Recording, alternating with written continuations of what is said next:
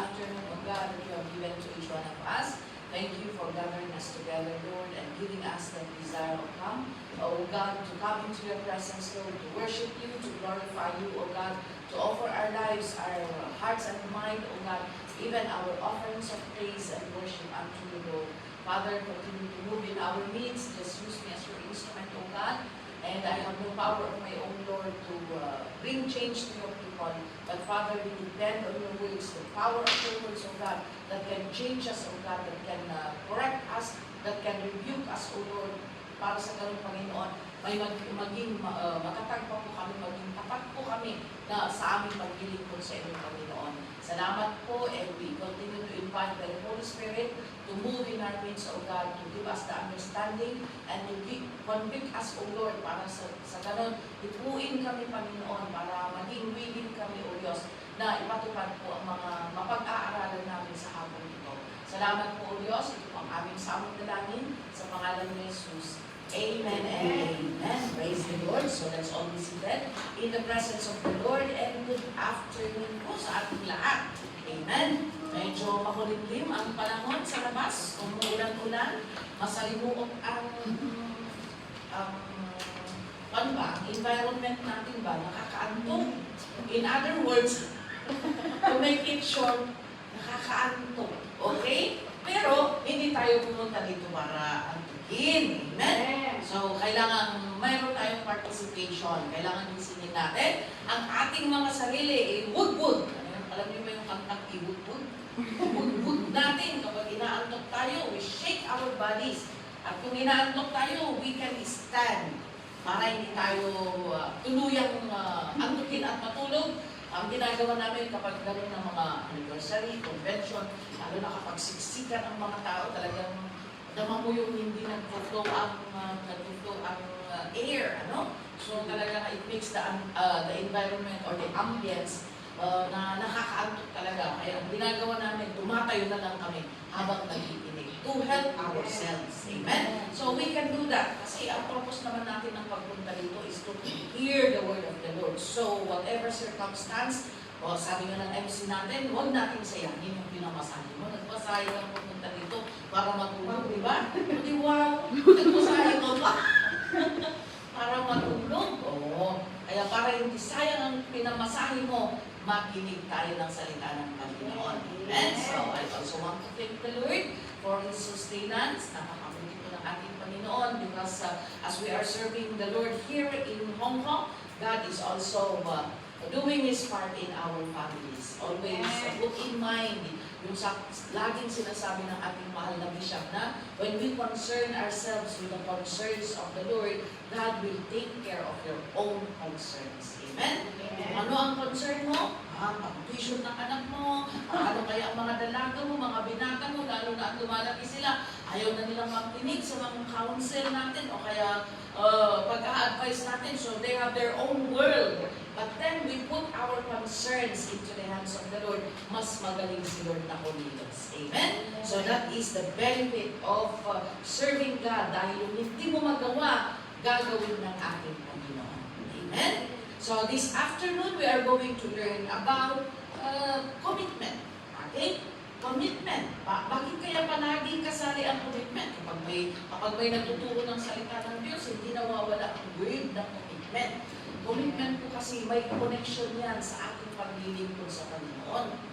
Pwedeng, naglilingkod naman ako, naglilingkod ako. But the problem is, are you really committed in serving the Lord? Yung commitment ang isang susi. Itong commitment na ito, napaka-importante nito sa ating paglilingkod sa Panginoon. And there is a connection between commitment and service. Kaya, if we desire to really serve God, kailangan ng commitment. Kaya din sa isang relationship, ano?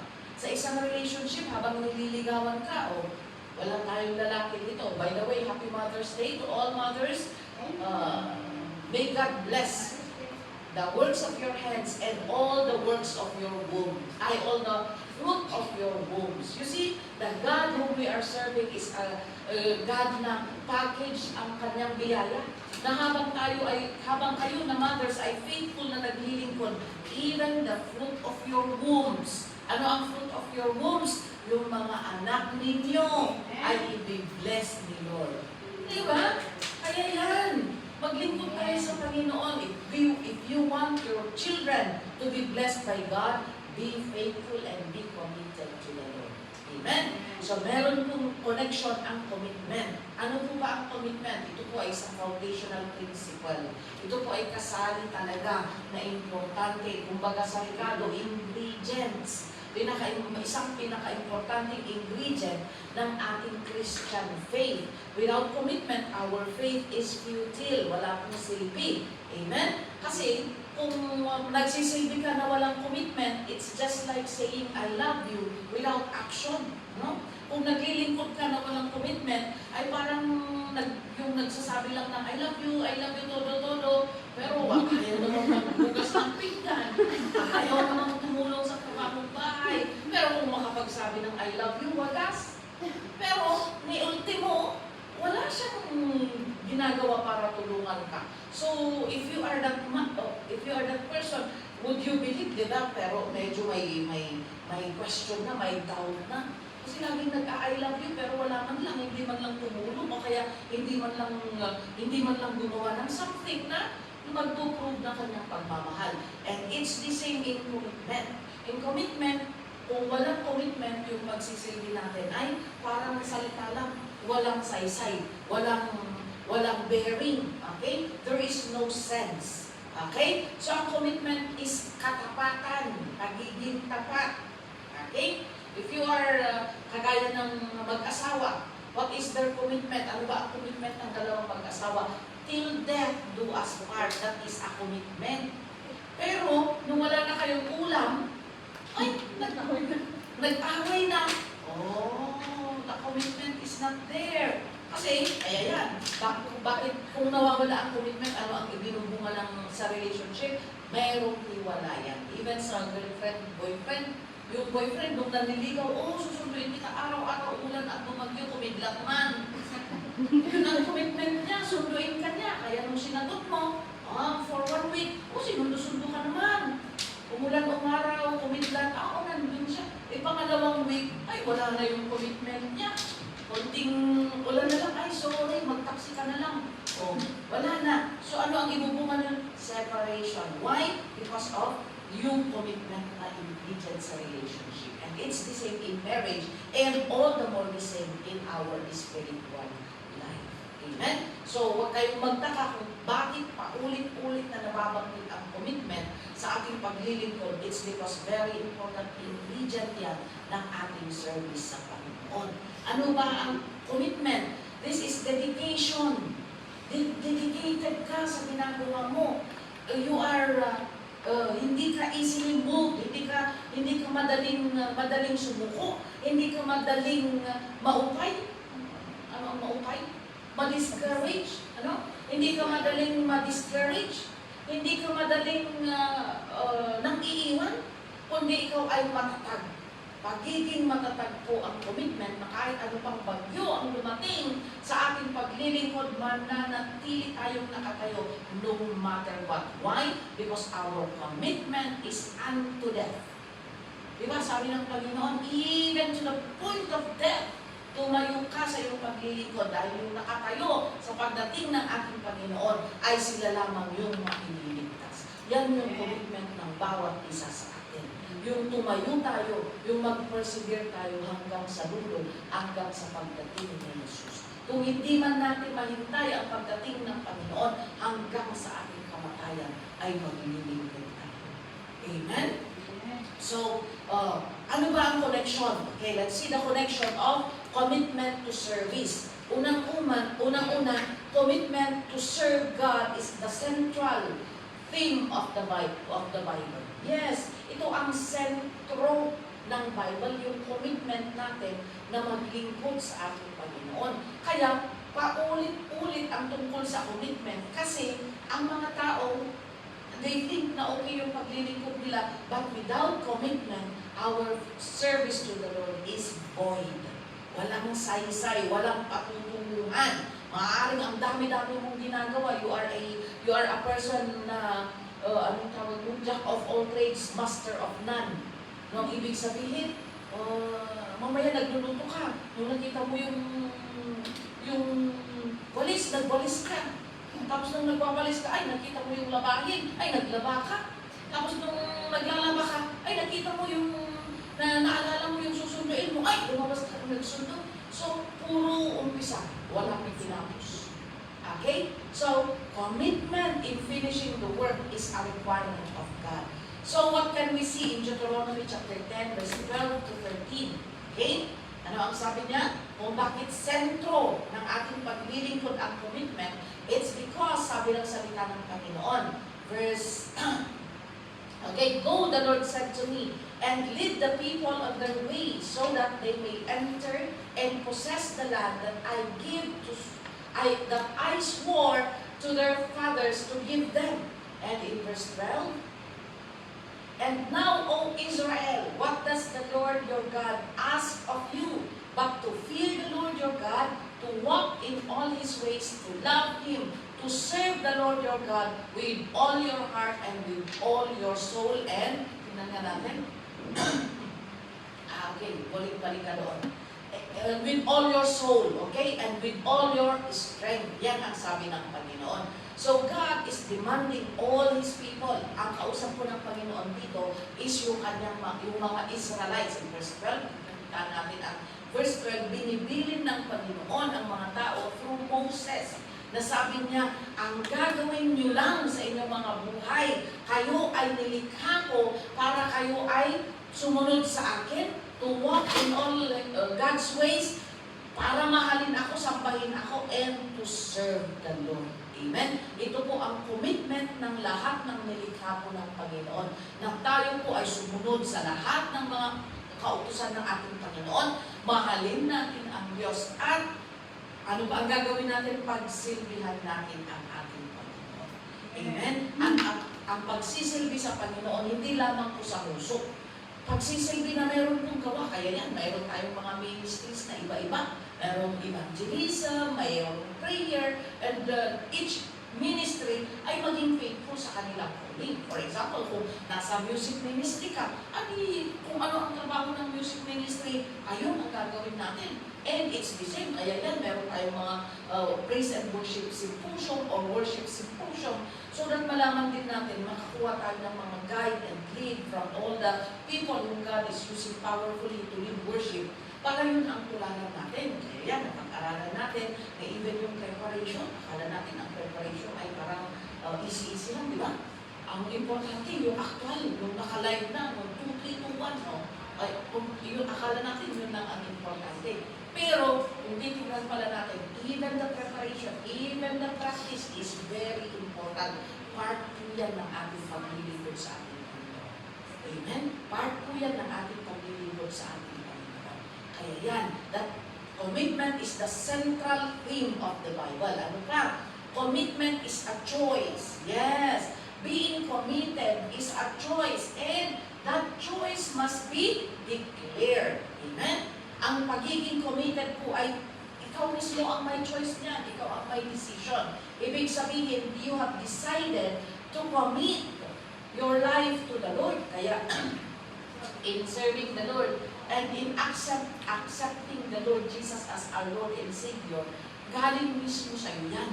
Amen? Kaya when we pray for people na tatanggap sa Panginoon, we ask them, gusto mo ba? Gusto nyo bang tanggapin si Jesus bilang Diyos at tagapagligtas ninyo? At kapag sinabi na, opo, that's the time that we lead them into prayer, in acceptance prayer. Kasi, committing your life to the Lord, pili mo yan, ikaw mismo ang nag-decide yan. Walang nag-born again, walang pumunta dito na pinilit.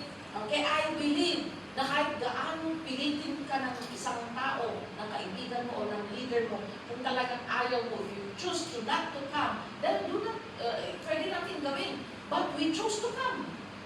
Sa kakukulit ni leader, sa kakukulit ng kapatid, pinili mong pumunta dito, pero ikaw pa rin ang may decision niya. Meron bang pumunta dito na hila-hila ng leader niya? Wala pa naman so far. Yung tinali ng leader tapos dala ko ang mga taga-FOTA, pastora. Nakatali ang mga karin na tapos sinihila ni Sister Mildred papunta dito. Madala ko na sila, pastora. Parang mga bihan, meron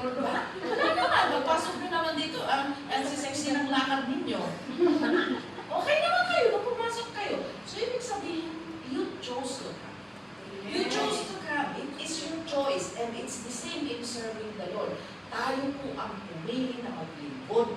Kaya, huwag tayong magturo kung bakit tayo nag-give up o nawawala ng pag-asa. It's because it's us who chose to serve the Lord. Amen? And that is the best decision that we can do in our life, to choose to serve the Lord.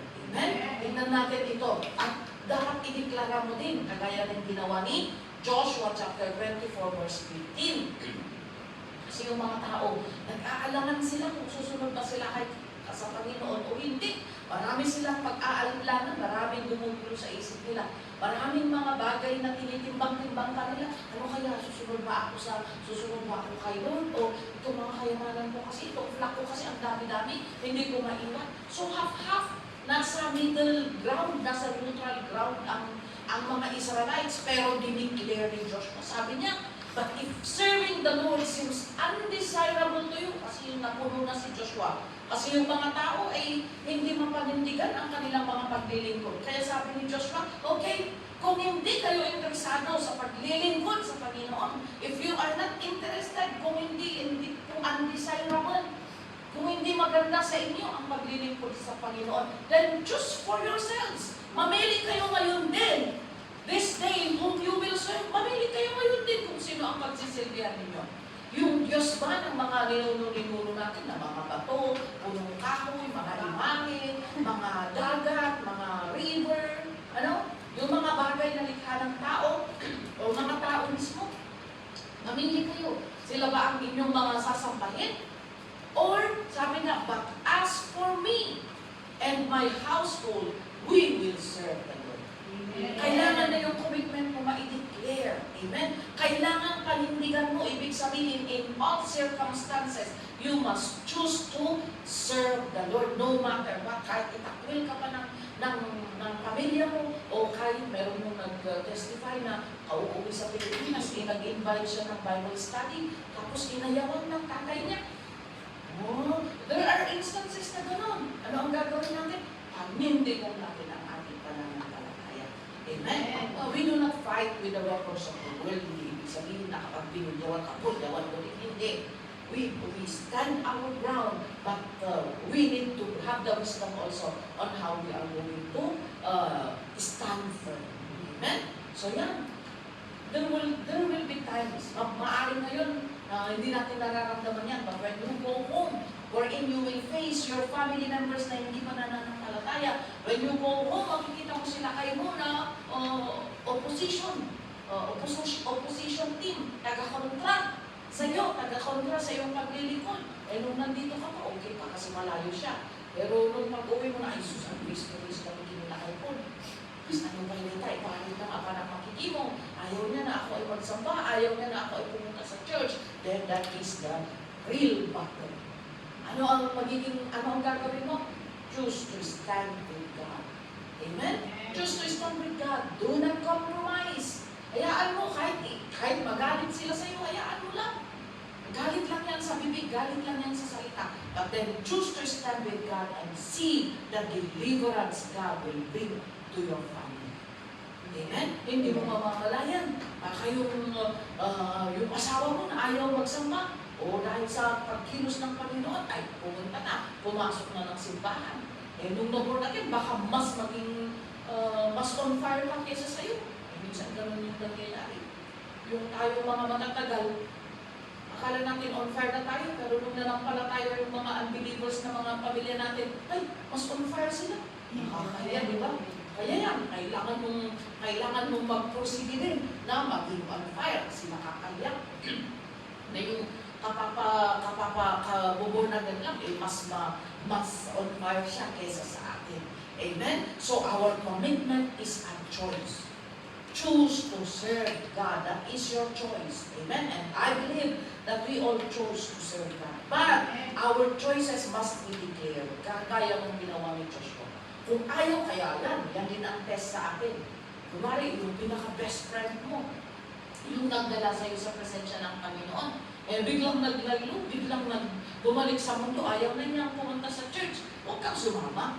Amen? Eh, siya kasi ang nag-akay sa akin. Eh, kayo sundin ko na. Hindi Kung pupunta siya ng impyerno, bakit sasama ka? Hindi You need to declare. Kahit na umalis siya, dahil choice niya na umalis, ikaw, manatili ka sa presensya ng Panginoon. Dahil napapakinggan natin that outside the kingdom of God is the kingdom of the devil. Kaya kung aalis tayo sa presensya ng Panginoon at magbabackslide tayo, alam na this. Alam mo na kung sino ang magiging master mo. Walang iba kundi ang Panginoon. Amen? So kailangan po na manindigan tayo and we need to declare our choice of serving God. Amen? Ano pa? Commitment is doing God's will. Ang commitment po ay paggawa ng kalooban ng Panginoon. Hindi lang yung pagsasabi sa Lord na, Lord, I want to serve you. Lord, pinupuri kita. Hindi lang po sa pagsasabi ng ganon ang paglilingkod. Kundi, ang paggawa po ng utos ng ating Panginoon. In John chapter 6 verse 38.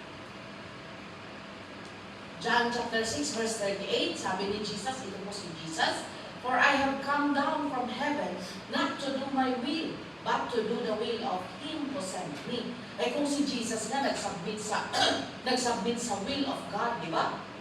Si Jesus nga na Diyos, na anak ng Diyos, nagsubmit siya sa will ng Panginoon. Tayo pa kaya na anak ng ordinaryong tao? Tayo pa kaya na ordinary lang na mga mamamayan ng mundo ito? Ayaw pa natin mag-submit sa will ng Panginoon? Kung si Jesus na makapangyarihan ay sumuko sa kalooban ng Panginoon, huwag naman tayo. Kasi when we do not submit to God, then we are being arrogant, ma-proud tayo, ma-pride tayo. Ordinary lang tayo, hindi tayo nagsasubmit. Si Jesus nga Diyos, makapangyarihan, nagsubmit siya sa kalooban ng Panginoon. So who are we? Mas mataas ba tayo sa ating Panginoon? Of course not. Amen? So yan po. Doing the will of God. Commitment to serve the Lord is doing God's will. Pagsunod po sa kalooban ng Panginoon. At ano ba ang kalooban ng Panginoon ngayon na ginagawa natin? Propagation, spreading of the gospel, testifying the goodness of the Lord. Kaya yan. Kaya yan, huwag po tayong mahiya na mag-testify ng kalooban ng ating Panginoon. And sometimes, dito pa lang sa church, di ba? Nahihirapan yung nahihirapan tayo mag-testify. So, how much more sa labas? Alam niyo, nung nagpunta kami sa Mindanao, nakaka-bless kasi sunod-sunod sila. Alam niyo yung testimony portion nila. Ay, sunod-sunod, nakapila na sila. Tapos parang mga popcorn, sa Bisaya nila sinasabi kasi na sa salita nila, nagpapasalamat ako sa Panginoon, napakabuti ng Panginoon kasi ganito ang ginawa niya. Tapos na siya, susunod naman yung isa.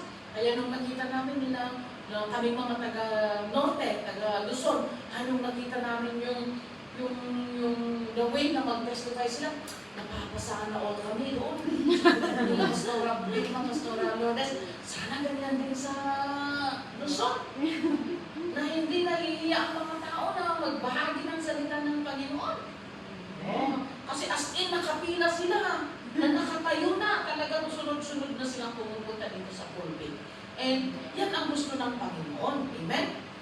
Kaya, yung buhay natin, maaaring siguro iniisip natin, ano bang iti-testify ko? Every Thursday naman na nandito ako, ano bang iti-testify ko? Ikaw ay buhay. Kahit yun ang ulit-ulit na sinasabi mo, di ba? You know, those who are trusted with little things can be trusted with bigger things. Kung hindi tayo makapagpasalamat sa maliit na bagay na ginagawa ng Panginoon, and we expect God to give us a bigger piece of the pie, how can that be? Hindi ka nag-thank you doon sa maliit So, paano ka? Di lalo na kapag binigyan ka ng malaki. Diba? Kaya masanay tayo na mag-thank you for every little thing that God is doing so that God will give bigger things in our life. Amen? Kagaya din natin. Kung nagbigay ko, for example, ng candy, tapos hindi nagpasalamat, of course, tapos binigyan ko ulit ng candy, hindi na naman nagpasalamat, aasahan mo ba na bibigyan mo pa na siya ng cake? Hindi na. Kung ako mismo, binigyan kita ng candy, humingi ka. Hindi nag-thank you, kinain mo candy, naubos. Tapos may cake ako, hindi na kita bibigyan ng cake. Hindi ka marunong magpasalamat sa candy Hindi ka grateful sa candy paano ba ako matutuwa para bigyan kita ng cake? Hindi na ganoon din, mga kaibigan. Okay? So ano pa? Commitment is giving yourself. Yes, ang commitment po mga kapatid, ito po yung pag-aalay natin ng ating sarili sa ating Panginoon. Amen? Giving yourself to God, and yourself, ibig sabihin your strength, your skill, your time to the Lord, your property, your wealth, ano pa, ang maibibigay natin, yung gifts natin sa Panginoon. That's why we need to serve. There are 3 levels of commitment, right? Commitment to the Lord, commitment to the work of Christ, ay commitment to the Church of Christ, and commitment to the work of Christ. Bakit? Aside from pinaka-basic, yung i-commit natin yung buhay natin sa Panginoon. Pero hindi lamang hanggang doon. Kailangan magpagamit tayo. At doon sa pagpapagamit natin, doon natin madi-discover yung mga gifts of the Holy Spirit. Amen? Kapag pinuspos tayo ng banal na Espiritu, nandyan po ang gifts of the Holy Spirit. We just need to discover, we just need to ask God to give us those gifts. Para saan ang gifts na yan? Para magampanan natin ang mga inuutos ng ating Panginoon. The gifts of the Holy Spirit will enable us to do the ministry, enable us to do the task or the commands of God. Amen? Kaya yan po, it's good to come into the presence of the Lord. And let's see Romans chapter 12 verse 1. Ano ang sabi niya sa Romans 12:1? Therefore, I urge you, brothers. In other version, sabi niya, I plead with you, brothers. Nagmamakaawa ako sa inyo, sabi ni Paul sa mga kapatiran sa Roma, ano? Sabi niya, I urge you, nagmamakaawa ako sa inyo, brothers, in view of God's mercy, to offer your bodies as living sacrifices, holy and pleasing to God. This is your spiritual act of worship. Kaya yan, committing to serve the Lord ay kaparte po ang buhay mo. Amen? Kaya yan, we come into the presence of the Lord, we do the ministries. Kaya kung nakukorek man tayo, for example, o kung mga napapagsabihan man tayo sa mga ginagawa natin, that's part of committing our life to the Lord. Why? O bakit paulit-ulit na parang sirang-klakan na si Pastora o kaya si Bishop na nagre-remind about masahan ba kayo? Pastor, alam nyo, mag-practice kayo maigi. Mga ganun parang sirang-klakan na i-record na lang ba? I-record na lang tapos i-play nyo, di ba? Para hindi na rin mahirapan. But, you know, this is God's way. Hindi lang po tayo kami din po. Kung wala din po yung mga higher-ups na nagsasabi, oh, ganito ang gawin ninyo. Kahit nasabi ng kahapon, sasabihin na naman kayo, sasabihin na naman bukas. Amen? So, ganun po. Kaya, yan po kasi ang part ng commitment. Amen? Okay? So, giving ourselves, and part of ourselves, our time, our strength, kaya kahit na pagod, kahit na napuyat, ay living sacrifice pa rin. Priority pa rin ang ating Panginoon.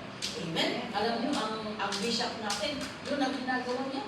Kahit hindi siya umaatras sa mga schedules niya, kahit mabundok pa ang daanan, o kaya, imagine nakita niyo naman ang ating bishop ng anniversary, di ba? Na kailangan alalayan sa may belt niya, hindi siya makatayo on his own, kailangan merong nakaalalay sa kanya. And of course, kaya nung anniversary doon sa theater, di ba, nung siya ang nag-preach, nilagyan natin ng pabigat itong pulpito, kasi doon siya mabilin. At kung hindi mabigat itong pulpito, there's a tendency na mahulog siyang ganyan. Kaya nilagay natin yung mga gongs doon sa ilalim to make the pulpit stable para doon siya magpunuha ng support niya. But then, kahit na ganun, sige pa rin, hindi pa rin humitigil ang ating bishop na ibigay talaga ang kanyang kahuli-huli ang hininga sa ating Panginoon. And that is His commitment. Yun yung commitment niya eh. Pwede naman siyang magpahinga eh. Actually, ilang beses nga namin sinabi na, gusto mo, bishop, patinanakan. Eh, napagalitan kami, sabi niya. Ay, kaya mataya. Gusto niya ba akong mamatay? Alam mo, ang tao walang ginagawa, mamamatay. And it's true, kaya yan, yung mga lola natin, mga father ninyo, kapag tumatanda na, mga mother ninyo, be patient with them.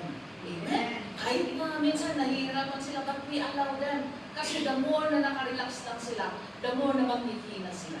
Kaya kahit nakikita natin na medyo nahihirapan, ayaw nilang pinapatigil natin sila. So what I do with my dad is that I just remind him, Daddy kung magkukross ka ng kalsada, look right and left. O di ba parang ba? Look right and left, tsaka ka mag-cross. O tapos yung sapatos mo, tingnan mo, yung slipper mo, payong mo. Mga ganun, i-remind lang natin sila. Kasi all the more napipisilan, magagalit sila, ayaw nila. Amen? Kasi kung titigil sila, mas lalo pang hihina sila. Amen? We cannot understand that part of their life until we get there. Kaya ang gagawin lang natin is just to support them and to remind them na huwag naman yung gawin nila yung delikado. Amen? Pero yun ang commitment nila, especially in our service to the Lord.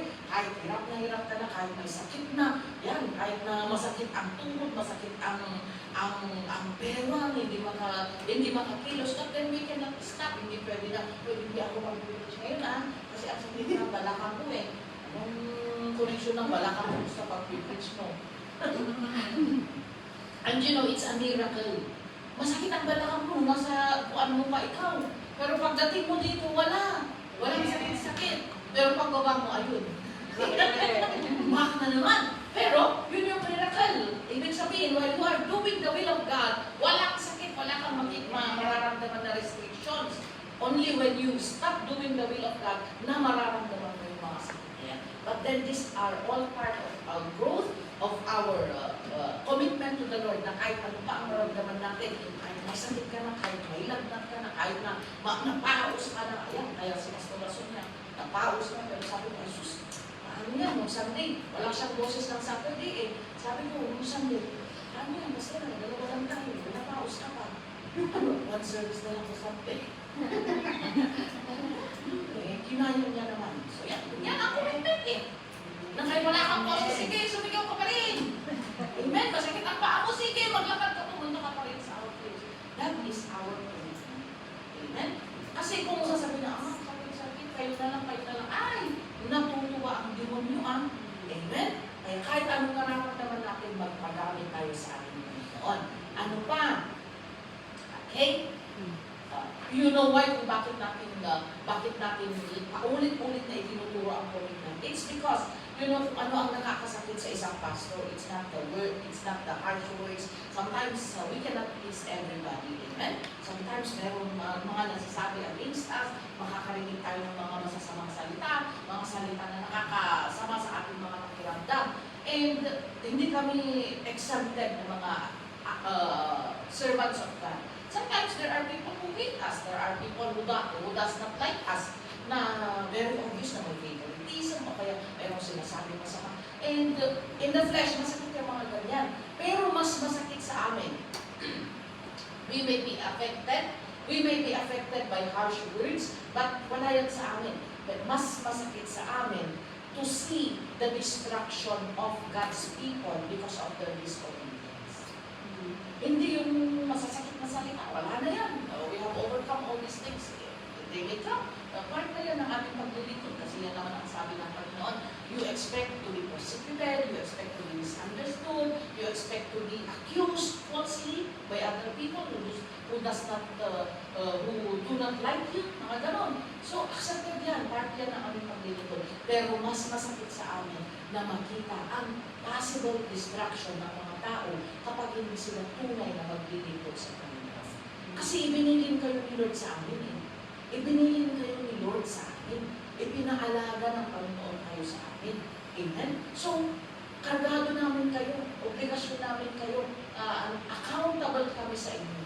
Hahanapin ni Lord kayo sa amin. Kaya kung hindi namin kayo tuturuan at kayo ay masisira, kayo ay mapapariwara, kayo ay magbabackslide, kayo ay mawawala sa presensya ng Panginoon, ay sisingilin kami lahat ng Panginoon.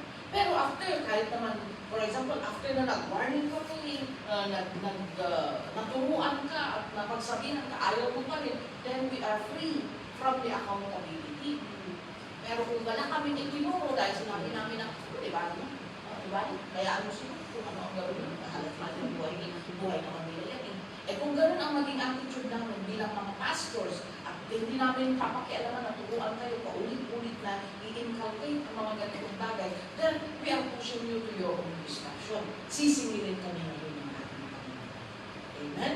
So, hindi yung mga masasakit na salita o mga simangon ang nakakasakit sa puso ng isang pastor, kundi yung destruction ng mga flock, destruction ng mga tao because of their ignorance and disobedience to God's command. Amen? Kaya yan, paulit-ulit natin itinuturo para hindi po masira ang mga anak ng Diyos. Amen? Ano pa? Commitment is wholehearted devotion. Commitment is wholehearted devotion. Kapag sinabi natin na committed tayo ay devoted. Ibig sabihin, loyal tayo. Hindi madaling ilipat yung ating puyo. Alukus-kus is puyo, di ba? Sa Tagalog. Puyo. Tama ba? Yan. Hindi madaling ilipas yung ating puyo. Kasi sa Ilocano, mayroong parang idiomatic tawag ito? Metaphor na kapag yung puyo kapag ikaw ay madaling may sinabi ka, tapos pinabi mo, tapos hindi mo mapanindigan, madaling ilipat yung alipuspos. Okay? Nalakakamalukloko, nalakakamaingan nyo, madali kang uuto, madali kang naluloko. Kasi sa isang salita lang, kahit alam mo ng scammer yun, ayan, pinagsalitaan ka ng matatamis, mamaya nagbabayad ka na naman. Binibigay mo na naman yung kapirahan mo, yung ipon mo, kahit alam mong delikado naman dahil hindi marunong tumupad sa kasunduan ng tao. So, madaling ilipat yung ating mga desisyon, okay? Hindi natin mapanindigan. But then, when we say that we are committed to the Lord, it calls for a wholehearted devotion. Maging loyal tayo sa ating Panginoon. Talagang tayo na anong mangyayari, kahit pa magkasakit tayo lalo sa paglilingkod, kahit pa kahit pa ikamatay natin ang paglilingkod sa Panginoon, manatili tayo manatili. Amen?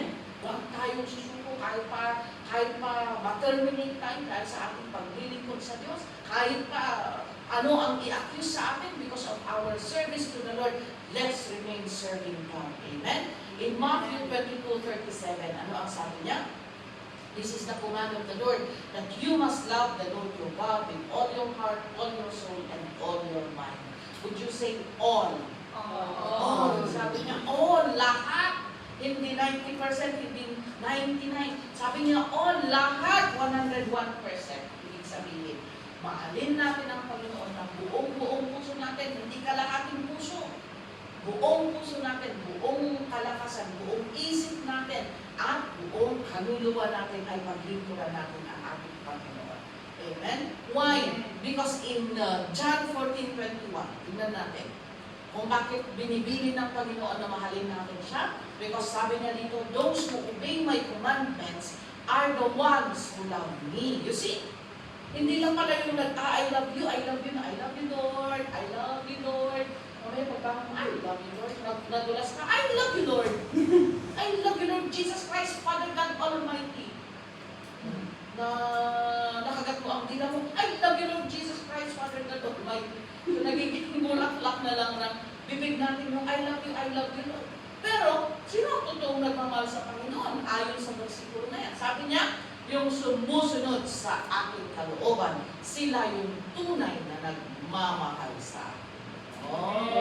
Kaya hindi natin maluloko si Lord.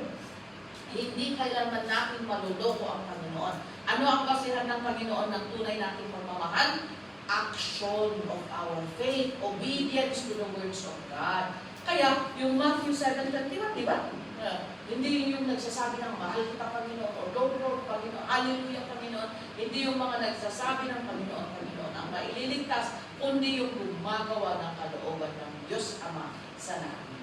Amen? So very important po ang commitment to do the will of God. And commitment is wholehearted devotion. Pagmamahal ng tunay at ang pagmamahal natin ay naipapakita sa pamamagitan ng pagtupad sa mga dilin ng ating Panginoon. Amen? Kaya yan, ang tunay na nagmamahal sa akin, sabi ng Panginoon, oh, those who love me. Kaya kahit hindi ka masyadong nagsasabi na I love you, Lord, Pero naman, lahat yung sinusunod ang kalooban ng Panginoon, you love God. Amen? Ano pa? Commitment is serving even under trial or pressure. Yes. Commitment is serving God even under trial or pressure. Okay? Ano ang ibig sabihin nito? Kahit na napipressure ka, yan ang isang problema natin lahat. Hindi tayo lang dito. Kapag may trial, may pressure, napipressure ka, na nabuntulan ka ng trabaho, yan, lumalabas yung pagiging degree natin. Pero kung nasa church tayo, ay, parang tupa na napaka-gentle. Pero kapag naging under pressure na, marami ng gawain, tapos may nagagalit pa sa tabi, at meron pang nagpapabilis ng gagawin mo, how? Lumalabas yung pagiging degree natin. Kaya minsan maganda rin na mailagay tayo, parang nasa pressure cooker ba? Minsan maganda din na mailagay tayong lahat sa pressure cooker. Bakit? Para tignan natin kung hanggang gaano kalalim ba yung paglilingkod natin sa Panginoon. Kasi minsan pwedeng very shallow lang. Oh, good afternoon, Sarah. Ayan, alam mo na kaagad ang gagawin mo. Sige, agad-agad na sige. Pero pag under pressure, ay, nawawala yung character ni Kristo. So, maganda din na mailagay tayo sa under pressure minsan. That's why sometimes God, not sometimes, but oftentimes, when it's needed, God allows us to go through pressure. Why? Dahil lalabas doon yung sino ka. Lalabas doon yung sino ka.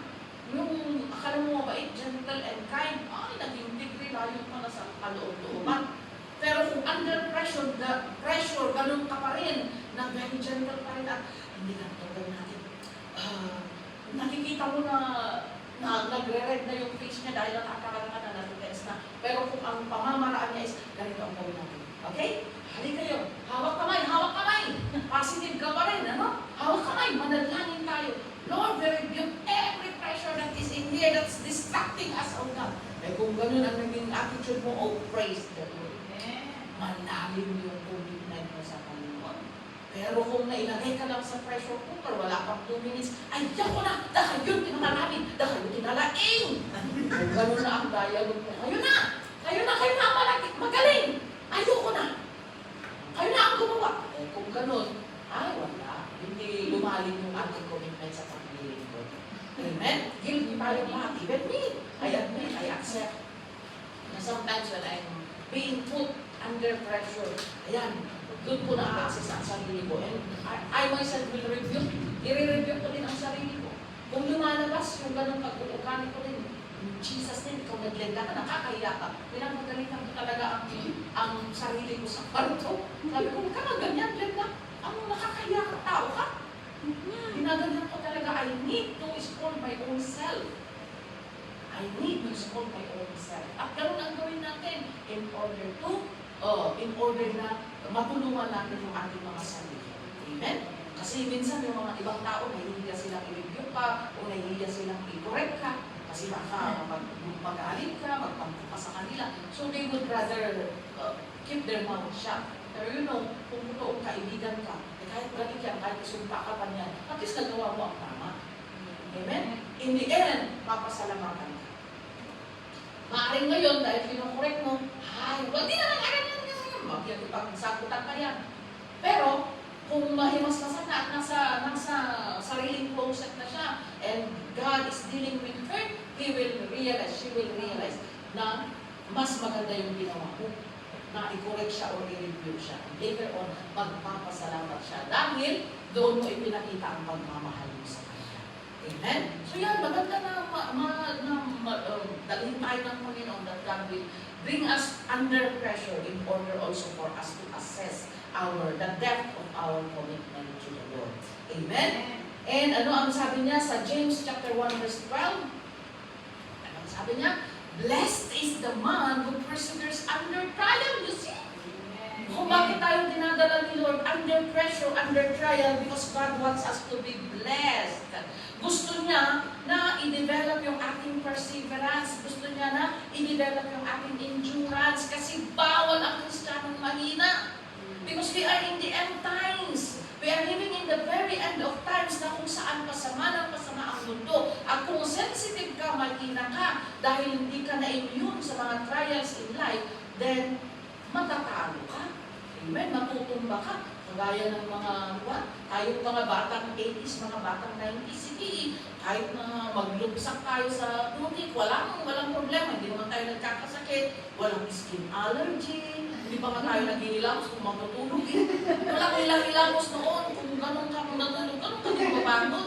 Kaya dinutulog namin yung makintab na pisingin namin. Bakit makintab?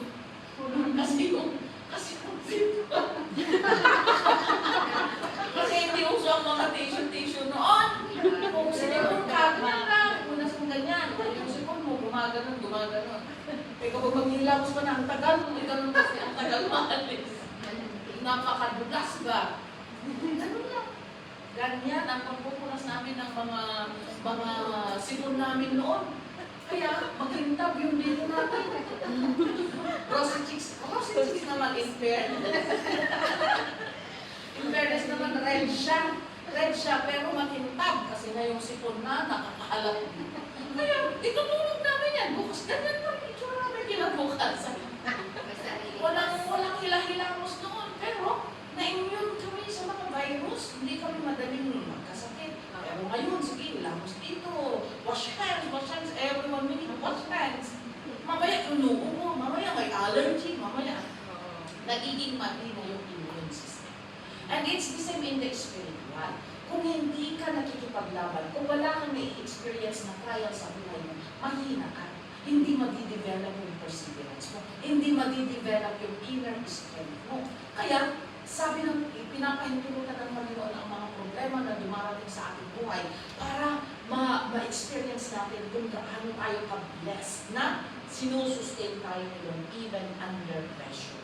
Amen? Sabi niya, blessed is the man who perseveres under trial because when he has stood the test, he will receive the crown of life that God has promised to those who love Him. You see? May gantimpala ang perseverance, may gantimpala ang commitment. Kung mananatili tayong committed even under trial, kahit na maraming problema ang dumating, kahit pa ipagpalit ka ng asawa mo, okay, magpaganda ka na lang. Di ba? Yung mga nagpapalit, nagiging mas bata ngayon. Bakit? Who cares? Palit mo ako, ayusin ko ang buhay ko. Di ba? Tama. Kesa magbukbuk ka na, parang laging yung mukha mo, parang laging may lamay. Ano? Kung darating yung mga ganun problema, ayusin mo na lang ang buhay mo at ayusin mo ang sarili mo at magpatuloy kang maglingkod sa Panginoon. Amen? Hindi ikaw ang nawalan. Sila ang nawalan. Amen? So, may gantimpala po ang pagpupursige mga kapatid. Yan ay crown of life. Ibig sabihin, eternal life. Hallelujah. Pero kung sumuko tayo, ay wala. We will miss the eternal life because only those who has stood the test, only those who will stand firm till the end will be saved. Amen? Amen. Ano pa? So, fruitful service. Ano pa ang makikita natin dito is fruitful service is a product of unwavering commitment. Yes, kung bakit mahalaga ang commitment, dahil yung magiging mabunga ng serbisyo mo sa Panginoon ay nakadepende sa commitment. Amen? Amen. Siyempre, kung wala kang commitment, walang bunga, wala kang perseverance, walang epekto. Okay? When commitment goes up, your service to the Lord goes up. May connection.